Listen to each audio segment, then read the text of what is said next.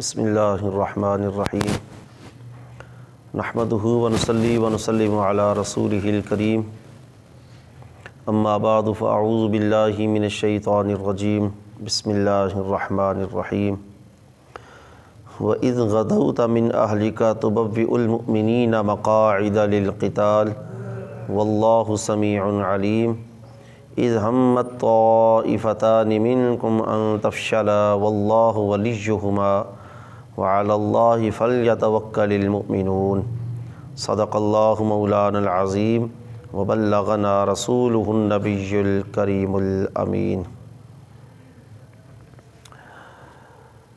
پچھلی آیات میں اہل اسلام کو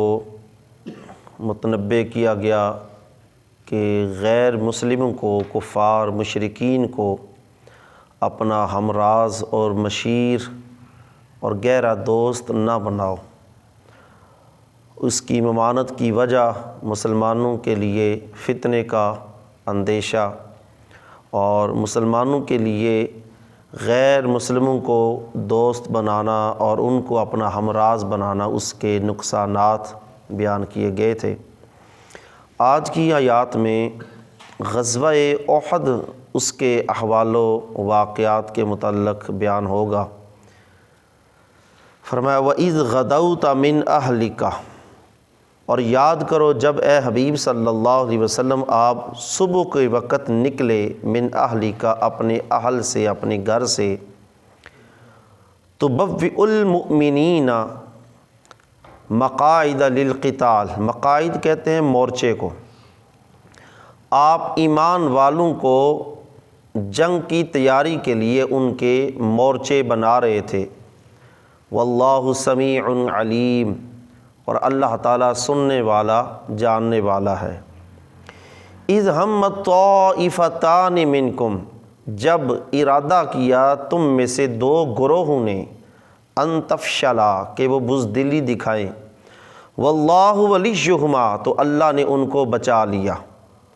وعلی اللہ فلیتوکل المؤمنون، اور ایمان والوں کو چاہیے کہ وہ اللہ پر بھروسہ کریں۔ اسلام کا پہلا معرکہ جو غزوہ بدر ہوا، اس غزوہ بدر کی شکست کے بعد مشرکین پھر وہ سکون سے نہ بیٹھے، دن رات اسی انتظار اور اسی لمحے کے منتظر تھے کب وہ وقت آئے ہم مدینے والوں سے اپنی شکست کا بدلہ لیں، ان کو نقصان پہنچائیں جیسے انہوں نے ہمیں نقصان پہنچایا ہے۔ تو مشرکین مکہ نے احد کے اندر ڈیرے ڈال دیے، سن 3 ہجری کے اندر، یعنی 2 ہجری کے اندر غزوہ بدر ہوا، اور 3 ہجری شوال کے مہینہ کے اندر انہوں نے احد کے میدان میں ڈیرے لگا لیے اور مسلمانوں کو للکارا۔ یہ بدھ کا دن تھا جب یہ آئے بدر احد کے اندر۔ نبی علیہ الصلوۃ والسلام نے صحابہ کرام کو جمع کیا، اور پہلی مرتبہ نبی علیہ الصلوۃ والسلام نے منافقین کے رئیس عبداللہ بن ابی ابن سلول کو بھی بلایا۔ جب ان سے رائے لی گئی، مشورہ لیا گیا، تو عبداللہ بن ابی ابن سلول اور چند انصار صحابہ نے عرض کیا کہ آپ نہ جائیں احد کے اندر، مدینہ میں ہی رہیں۔ وہ اگر آ چکے ہیں تو کتنی دیر ادھر ٹھہریں گے؟ اگر ادھر ٹھہرے رہے تو وہ اپنا نقصان کریں گے، خود تنگ ہو کر واپس چلے جائیں گے، اور اگر وہ مدینے کے اندر داخل ہو بھی گئے، آئے مدینے پر حملہ کرنے کے لیے، تو مدینے کے بچے اور عورتیں ان پر پتھر برسائیں گے، لہٰذا جانا بہتر نہیں ہے ان کے مقابلے میں۔ تو بعض صحابہ نے، انصار و مہاجرین نے عرض کیا، یا رسول اللہ صلی اللہ علیہ وسلم ہمیں جانا چاہیے، ان کے مقابلے میں جانا چاہیے۔ اگر ہم مدینے میں بیٹھے رہے تو وہ مشرکین تو ہمیں بزدل سمجھ لیں گے کہ مسلمان بزدل ہے۔ حتیٰ کہ وہ صحابہ کرام جنہوں نے بدر کے اندر اپنے شجاعت اور بہادری کے جوہر دکھائے تھے، اور بدر کے اندر بھی وہ دعائیں کر کے گئے تھے کہ ہمیں شہادت ملے، لیکن ان کو شہادت بدر میں نہ مل سکی۔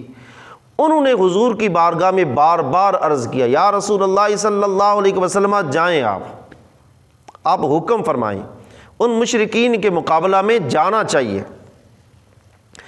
تو اللہ کے رسول صلی اللہ علیہ وسلم نے ارشاد فرمایا کہ ہم اس پر دیکھتے ہیں۔ حضور چند لمحے کے لیے اپنے حجرہ کے اندر تشریف لے گئے۔ اچانک حضور باہر تشریف لائے، لبس لامتہ، حضور نے اپنی زیرہ پہنی ہوئی تھی، وہ لوہے کی قمیص، سپاہی کا لباس، حضور نے زیرہ پہنی ہوئی۔ جب حضور تشریف لائے تو وہ جو روک رہے تھے اب وہ شرمساری کا سامنا کرنا پڑا، اور وہ خود بول پڑے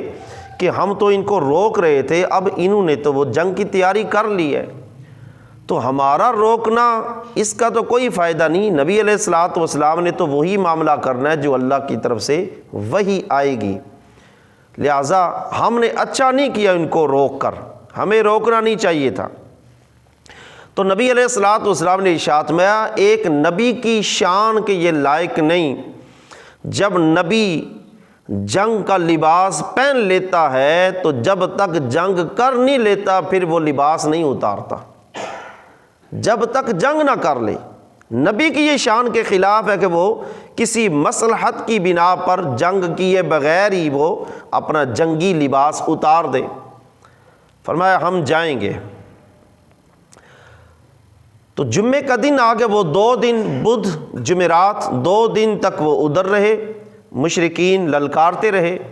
جمعے کے دن کا ارادہ بنا، نماز جمعہ کی ادائیگی کے بعد ہم احد کی طرف جائیں گے، لیکن اتفاقاً جمعے کی ادائیگی ہوئی، نماز جمعہ ادا کی، تو اس کے بعد ایک صحابی کا انتقال ہو گیا۔ ان کے جنازہ اور ان کی تجہیز و تکفین کے لیے پھر وہ رکنا پڑ گیا۔ ہفتے کے دن پھر 15 شوال بروز ہفتہ 3 ہجری کو نبی علیہ الصلوۃ والسلام پھر صحابہ کرام کو لے کر احد کی طرف گئے، اور تعداد کتنی تھی مسلمانوں کی؟ 1950 یہ مسلمانوں کے لشکر کی تعداد تھی۔ بدر کے اندر 1 سال پہلے جو بدر ہوا اس کے اندر مسلمانوں کی تعداد 313، اور احد کے اندر نبی علیہ الصلوۃ والسلام جو اپنے ساتھ لشکر لے کر گئے اس کی تعداد 1950، اور مقابلے میں کفار مشرکین جو تھے ان کی تعداد 3000 تھی۔ جب بدر احد کے اندر پہنچے تو اللہ تعالیٰ نے ارشاد میں تبوئ المؤمنین مقاعد للقتال، کہ آپ جنگی مورچے تیاری کرنے کے لیے آپ ایمان والوں کو، اہل ایمان کو ان مورچوں پر بٹھا رہے تھے، مورچوں کی تیاری کر رہے تھے۔ اب اس کے اندر نبی علیہ الصلوۃ والسلام جب پہنچے احد کے اندر تو نبی علیہ الصلوۃ والسلام نے سب سے پہلے جا کر وہاں پر صف بندی کی، حتیٰ کہ تفاسیر بھی آتا ہے، امام بغوی نے معالم التنزیل کے اندر اور ابن کثیر کے اندر، روح البیان کے اندر علامہ اسماعیل حقی نے بڑی تفصیل کے ساتھ یہ احد کا سارا ماحول بیان کیا ہے کہ نبی علیہ الصلوۃ والسلام نے اس انداز میں صف بندی کی، حتیٰ کہ اگر کسی کا صف کے اندر معمولی سا بھی سینہ آگے ہوا تو حضور نے اس کو بھی برابر کیا، خود صفیں درست کی، اور حضرت عبداللہ بن جبیر رضی اللہ تعالی عنہ کی سرپرستی کے اندر نبی علیہ الصلوۃ والسلام نے چند تیر اندازوں کو مقرر کیا ایک جگہ پر کہ تم نے یہاں سے نہیں ہلنا، یہاں پر تم نے کھڑا رہنا ہے، اور دشمن کو اپنے تیروں سے ہم سے دور رکھنا ہے۔ اور حضور نے ان کو تنبیہ فرمائی کہ اگر دشمن شکست کھا کر بھاگ جائے تو تم نے ان کا پیچھا نہیں کرنا، ان کے پیچھے نہیں جانا، تم نے دشمن شکست کھا کر بھاگ جائے تم نے اس جگہ کو نہیں چھوڑنا، اس مورچے کو، اس پہاڑی کو نہیں چھوڑنا، جو مرضی ہو جائے جب تک میں حکم نہ کروں تم نے اس جگہ کو نہیں چھوڑنا۔ جب احد کا میدان آیا، صف بندی ہو رہی تھی، دشمن کا لشکر سامنے آیا تھا، عبداللہ بن ابی بن سلول وہ دھوکہ دے کر بھاگ گیا، 300 سپاہیوں کو اپنے ساتھ لیا اور کہنے لگا ہم بلا وجہ کیوں اپنے آپ کو اپنے بچوں کو مروائیں، یہ کوئی عقل کی بات نہیں، بغیر کسی وجہ کہ ہم دشمن کے سامنے آ گئے، دشمن ادھر بیٹھا ہوا تو بیٹھا رہے، ہمیں کیا ضرورت تھی اس کے مقابلے میں آنے کی۔ تو وہ منافقوں کا سردار 300 اپنے ساتھی جو اس کے تھے ان کو لے کر چلا گیا۔ اب ان کو دیکھ کر 2 قبیلے اور بھی تھے اللہ تعالیٰ جن کا ذکر کر رہا ہے، اذ ہمت طائفتان منکم ان تفشلا، تم میں سے 2 گروہوں نے بزدلی دکھانے کا ارادہ کیا، واللہ ولیہما، اللہ نے ان کو بچایا۔ ایک قبیلہ تھا بنو سلمہ اور ایک تھا بنو حارثہ۔ بنو سلمہ کا تعلق خزرج سے تھا اور بنو حارثہ قبیلے کا تعلق اوس سے تھا۔ یہ دونوں قبیلے انصار کے تھے، کیونکہ خزرج اور اوس یہ دونوں انصاری کی جماعتیں ہیں۔ تو اللہ تعالیٰ نے فرمایا 2 تم میں سے گروہ ایسے تھے جو بزدلی دکھانا چاہتے تھے۔ جب انہوں نے دیکھا کہ 300 لشکر میں سے سپاہی عبداللہ بن ابی بن سلول کے ساتھ نکل گئے ہیں تو انہوں نے بھی ارادہ کیا، تو اللہ تبارک و تعالیٰ فرماتا ہے واللہ ولیہما، اللہ نے ان کو بچایا، یعنی اس بزدلی سے بچایا۔ یہ پھر رک گئے میدان احد کے اندر۔ پھر جب جنگ ہوئی، دشمن شکست کھا کر بھاگ گئے، مسلمانوں کو اللہ نے فتح عطا فرمائی، تو وہ مورچہ جس جگہ پر اللہ کے رسول نے تیر اندازوں کو کھڑا کیا تھا اور فرمایا تھا جب تک میں حکم نہ کروں تم نے نہیں چھوڑنا، اور اس میدان میں جانے سے پہلے نبی علیہ الصلوۃ والسلام نے تیار کیسے کیا صحابہ کو، جب رائے لے رہے تھے فرمایا میں نے خواب دیکھا ہے، خواب کے اندر دیکھا ہے گائے ذبح پڑی ہے میرے سامنے، اور حضور نے خود ہی فرمایا میں نے اس کی تعبیر یہ کی ہے کہ ہمیں فتح حاصل ہوگی، اللہ ہمیں فتح عطا فرمائے گا۔ فرمایا پھر میں نے خواب دیکھا ہے کہ میری تلوار کی نوک ٹوٹ چکی ہے، فرمایا اس کی میں نے تعبیر یہ نکالی ہے ہمیں نقصان کا بھی سامنا ہوگا۔ فرمایا پھر میں نے تیسرا خواب دیکھا ہے، میں نے دیکھا کہ میں نے اپنی زرہ کے اندر، لوہے کی قمیض جو تھی زرہ کے اندر ہاتھ ڈالا، فرمایا اس کی میں نے تعبیر یہ نکالی ہم واپس مدینہ میں آئیں گے، اب تم میں سے جو چاہتا ہے لشکر کے ساتھ جائے، جو چاہتا ہے نہ جائے۔ تو جب وہاں عبداللہ بن ابی بن سلول میدان احد سے اپنے ساتھیوں کو لے کر 300 بندوں کو لے کر واپس ہوا، جنگ ہوئی، دشمن شکست کھا کر بھاگ گیا، تو وہ مورچہ، وہ جگہ، وہ پہاڑی جہاں سرکار نے تیر اندازوں کو کھڑا کیا تھا، ان میں آپس میں اختلاف ہوا، بعض کہنے لگے جنگ ختم ہو گئی اترتے ہیں، بعض کہنے لگے نہیں حضور نے منع کیا ہے کہ یہاں سے نہیں اترنا۔ بہرحال دشمن کے پیچھے بھی کچھ بھاگ گئے، حضور نے منع کیا تھا تو تم نے دشمن کا پیچھا نہیں کرنا، وہ اگر بھاگے تو ان کے پیچھے نہیں جانا، اور مال غنیمت تم نے جمع نہیں کرنا، تم نے ادھر ہی کھڑے رہنا ہے۔ کچھ ادھر چلے گئے، کچھ ادھر آ گئے، پہاڑی پر اب تھوڑے رہ گئے۔ تو وہ جو لشکر تھا 3000 وہ بھاگ کے جا رہے تھے، ادھر انہوں نے اللہ کے رسول کے حکم کی نافرمانی کی، حکم عدولی ہوئی، تو اللہ رب العزت نے اس حکم عدولی کی سزا کے پیش نظر دشمن کے دل سے مسلمانوں کا رعب نکال دیا۔ جو بھاگ رہے تھے شکست کھا کر وہ پھر واپس پلٹے اور یک بارگی کے ساتھ انہوں نے حملہ کیا۔ اس حملے کے اندر مسلمانوں کو جانی نقصان ہوا، 72 صحابہ کرام شہید ہوئے، جن میں نبی علیہ الصلوۃ والسلام کے چچا حضرت حمزہ رضی اللہ تعالی عنہ ان کی بھی شہادت ہوئی، اور ان کے جسم کا مسئلہ کیا گیا، کلیجہ نکال کر ہندا نے چبایا، بعد میں اللہ نے ان کو بھی ایمان کی دولت عطا فرمائی، ہندا کو بھی، تو آپ کے جسم کا مسئلہ، جسم کو خراب کیا گیا، تو یہ مسلمانوں کو نقصان ہوا۔ تو اللہ رب العزت نے ان آیات کے اندر بیان کر کے مسلمانوں کو یاد دلایا کہ اے ایمان والو، بدر کی جو فتح تھی اس کے اندر تم سمجھتے تھے کہ ہماری شجاعت اور بہادری کی وجہ سے ہمیں وہ فتح حاصل ہوئی، فرمایا وہ فتح بھی تمہیں ملی تو اللہ کے فضل و کرم اور میرے محبوب کی اتباع کی وجہ سے تمہیں وہ فتح حاصل ہوئی۔ اب اس کے اندر تم نے میرے نبی کی حکم کی عدولی کی ہے، اتباع نہیں کی، تو اس کا تمہیں یہ نقصان ملا کہ تمہارے 72 ساتھی جو ہیں وہ شہید ہوئے، صرف اسی بنا پر کہ تم فتح پا چکے تھے اور فتح بھی تمہاری تھی، لیکن نبی علیہ الصلوۃ والسلام کے حکم کی نافرمانی کرنے کی وجہ سے، وہ جگہ چھوڑنے کی وجہ سے تمہیں یہ جانی نقصان ہوا۔ اور جب دشمن نے حلہ بولا واپس مڑ کر، اس وقت صحابہ آگے پیچھے ہو گئے، یک بارگی کے ساتھ ان کا حملہ ہوا، پتہ ہی نہ چلا اب کرنا کیا ہے۔ تو نبی علیہ الصلوۃ والسلام کے ساتھ 7 انصار صحابہ اور 2 قریشی صحابہ، صرف یہ صحابہ رہ گئے حضور کے ساتھ۔ اور حضرت طلحہ رضی اللہ تعالی عنہ حضور کو اپنے جسم سے حضور پر اس طرح ڈھال بن کر حضور کی حفاظت کی حضرت طلحہ نے، حتیٰ کہ بعض روایات میں آتا ہے انہوں نے، ان کی جو کمر تھی وہ چھلنی ہو گئی تھی تیر کھا کھا کے، حضور کی طرف تیر نہیں جانے دیتے۔ بعض میں آتا ہے وہ تلواروں کے وار، نیزوں کے وار اپنے ہاتھوں سے روکتے تھے، ان کے ہاتھ چھلنی ہو گئی، اس طرح وہ خود چھلنی تھے، لیکن نبی علیہ الصلوۃ والسلام کو اٹھا کر کسی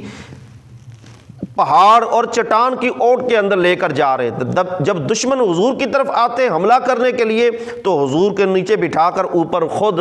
اپنے جسم کی ڈال بنا دیتے، حضور کو نقصان نہ ہونے دیا، لیکن اس کے باوجود کافروں نے حضور پر بھی حملہ کیا۔ اسی حملے کے اندر نبی علیہ الصلوۃ والسلام کے دندان مبارک شہید ہوئے، نبی علیہ الصلوۃ والسلام کے سر مبارک پر بھی زخم آیا۔ تو یہ اللہ رب العزت نے اہل ایمان سے یہ واقعہ احد کا یاد دلایا، فرمایا وَإِذْ غَدَوْتَ، اور اگلی آیت میں بھی فرمایا اِذ، کہ یاد کرو اس واقعہ احد کو کہ اس کے اندر تمہاری اس نبی علیہ الصلوۃ والسلام کے حکم کی نافرمانی کی وجہ سے تمہیں یہ نقصان اٹھانا پڑا، جو تمہاری فتح تھی اس تمہاری فتح کے بعد تمہاری خوشی اور تمہارا جشن ہونا تھا فتح کا، اور اس فتح کا پھر تمہیں صدمہ اور افسوس اٹھانا پڑا کہ تمہارے 72 ساتھی شہید ہو گئے، صرف اس وجہ سے تم نے میرے نبی کی نافرمانی کی۔ تو جنگ کوئی بھی ہوتی ہے، اس کے اندر جو امیر لشکر ہوتا ہے اس کے احکامات کی جب فرما برداری کی جاتی ہے تو پھر اللہ تبارک و تعالیٰ اس لشکر کو فتح بھی عطا فرماتا ہے۔ جب امیر لشکر کی، اس لیے تو نبی علیہ الصلوۃ والسلام نے ارشاد فرمایا جب تک تمہیں تمہارا امیر جو ہے وہ غیر شرعی بات کا حکم نہ دے، اس وقت تک اس کے حکم عدولی نہ کرو۔ اور بڑی سخت وعیدیں حضور نے فرمائی ہیں، جو امیر لشکر کی نافرمانی کرتا ہے، امیر کے لشکر نافرمانی کرتا ہے، حضور نے بڑی سخت اس کے حوالے سے وعیدیں فرمائی ہیں۔ تو ان آیات میں احد کا ذکر آیا، اگلی آیات میں اللہ رب العزت نے بدر کا ذکر کیا ہے، بدر کے تمام معاملات، بدر کے اندر اللہ کی طرف سے جو مدد آئی اس کا ذکر اگلی آیات میں کیا ہے۔ اللہ رب العزت آج بھی مسلمانوں کو جذبہ جہاد اور جذبہ شہادت عطا فرمائے، اور جہاں جہاں مسلمانوں پہ ظلم ہو رہا ہے اللہ تعالیٰ سب مسلمانوں کو متفق ہو کر اس ظلم کا مقابلہ کرنے کی توفیق عطا فرمائے۔ آمین۔ وآخر دعوانا الحمد للہ رب العالمین۔